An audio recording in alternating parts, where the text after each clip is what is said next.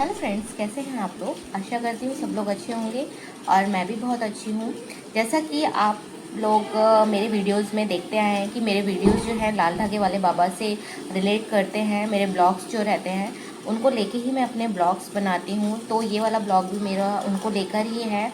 तो मुझसे बहुत से लोग क्वेश्चंस कर रहे थे कि दीदी हम लोग अगर लाल धागे वाले बाबा के दरबार में जाएंगे तो वहाँ पर जाने के बाद हमें क्या क्या चीज़ें करनी होंगी और हमें पूजा किस तरह से करनी होंगी और हम संकल्प कैसे लेंगे, ये सारी चीज़ें मैं आज आपको अपने वीडियो में बताने वाली हूँ।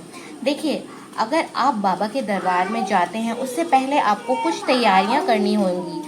उन तैयारियों को लेके मेरा जो वीडियो है वो आज का होने वाला है। देखिए, अगर हम कोई पौधा भी उगाते हैं तो उसके लिए हमें सबसे पहले प्रिपरेशन करनी पड़ती है कि उसका बीज कैसा है, खाद कैसी है, वहाँ की मिट्टी कैसी है, वो ग्रो कर पाएगा कि नहीं कर पाएगा।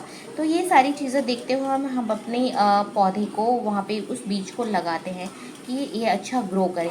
तो उसको इन सब चीज़ों को तो हम ध्यान में रखते हैं, लेकिन हम अपनी चीज़ों को भूल जाते हैं कि हम भी अपने ऊपर ध्यान रखें, तभी हम एक अच्छा बीज, एक अच्छा भ्रूण, एक हमारे शरीर से जो निकलेगा वो एक स्वस्थ भ्रूण निकले।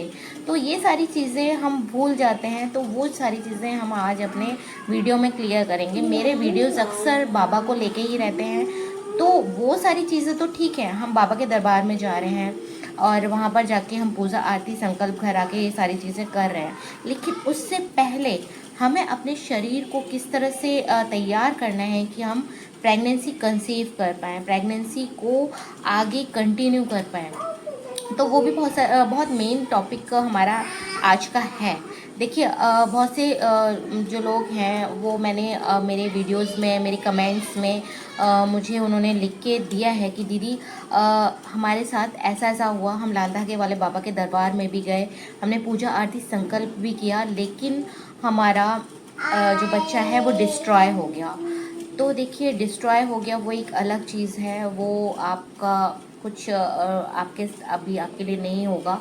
तो ये सारी चीज़ें इसलिए हो रही हैं, लेकिन वो कुछ लोग अंदर से कमज़ोर भी होते हैं कि वो चीज़ झेलने लायक वो नहीं रहते हैं। तो हमें सबसे पहले क्या करना है, हमें अपने रूटीन में, हमारे अपने डाइट में हेल्दी चीज़ें इंक्लूड करनी है। हेल्दी चीज़ों में जैसे कि हमको ड्राई फ्रूट्स हैं, स्प्राउट्स हैं, और आपको जैसे कि सीड्स रहते हैं, तो सीड्स मल्टी विटामिन्स और ये इन सब चीज़ों को लेके जो हमारी शरीर है इन सब चीज़ों को लेके ही बना है। अगर उसमें ज़रा सी भी कहीं कमी आ जाए तो वो एक कमी ही कहलाती है, उसको हमें उस कमी को पूरा करना है, तभी हमारा शरीर हेल्दी हो जाएगा, हम किसी चीज़ को कंसीव करने के लायक रहेंगे। बाबा ने हमें दवाई दे दी, वो हम जान रहे हैं कि वो हमें कंसीव कराने के लिए दवाई है, लेकिन आपको अपने शरीर को भी तो हेल्दी बनाना है उससे पहले।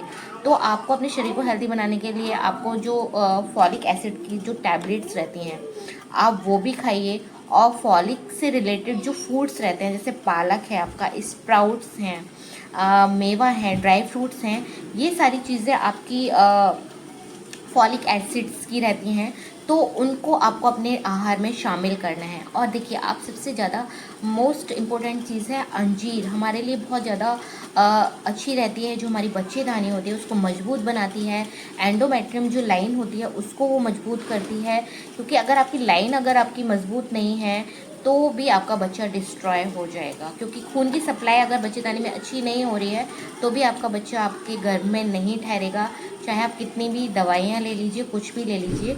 तो उसके लिए आपको क्या करना है, आपके आहार में अंजीर शामिल करिए। अंजीर आप क्या करें, रात में भिगोएं और सुबह उसको जैसे आप किचन में जाते हैं तो आप अंजीर को चबा चबा के खा जाइए, तो सबसे ज़्यादा आपके लिए ये अच्छा रहेगा। अंजीर आपकी हेल्थ के लिए अच्छी रहेगी।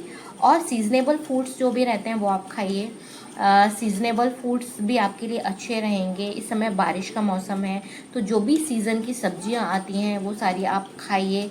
आप परहेज बिल्कुल भी ना करिए कि हमें ये नहीं खाना वो नहीं खाना, आप ग्रीन सब्जियां सारी खाइए, तो ये सारी चीज़ें आपके लिए पौष्टिक ही रहेंगी।